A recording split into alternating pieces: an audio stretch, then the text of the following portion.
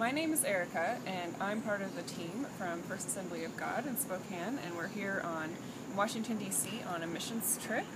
I'm so thankful to be here because I shouldn't be here at all. All week I've been aware of this and thinking about it. 10 years ago, on this very day, August 11, 2002, my life and my husband Adam's life came to a screeching halt as we were hit head-on by an oncoming car at 50 miles an hour.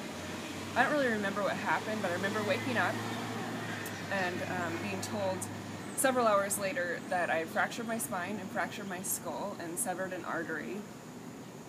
And I remember thinking through the fogginess and all the drugs very clearly that I knew that God had saved my life for a reason.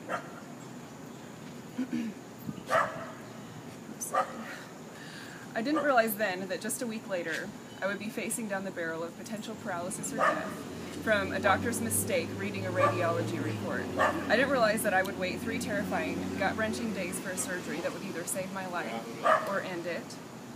I didn't realize that just a few years later I would be struggling with the effects of traumatic brain injury, short-term memory loss, loss of certain cognitive functions, insomnia, and depression.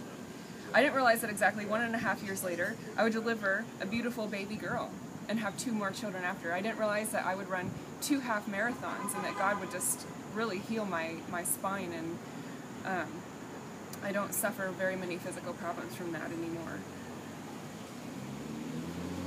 I didn't realize that Adam and I would end up 400 miles away being youth pastors in Spokane, Washington, or that 7 years later we would be getting ready to plant a church and move across the city. And I didn't realize that I would be 3,000 miles away on this day in Washington, D.C. on a life-changing missions trip. It is amazing to look back on the events of your life and see God's hand, the providence and protection along every step of the way. I'm sitting here at Ebenezer's Coffee House right now, which is run by National Community Church here in Washington, D.C. It has become, over the last 10 years, one of the #1 coffee places in the city, as well as a gathering place for the community in the neighborhood of Union Station. Ebenezer's means, with God's help, he has brought me this far. In the Old Testament, people would use stones to mark the great things that God had done.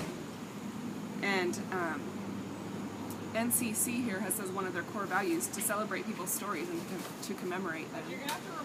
As we have spent this week in D.C. serving NCC and the People's Church, we've learned a lot about their core values and their history.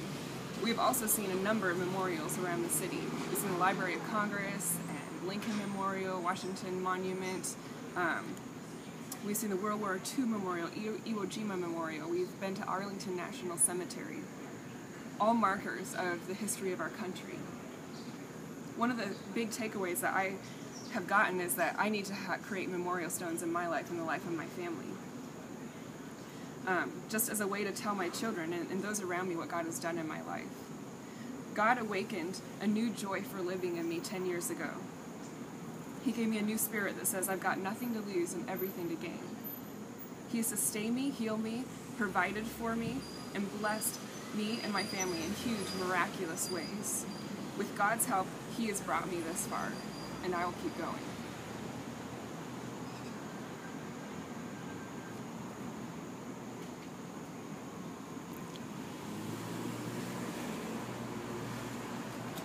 Good job.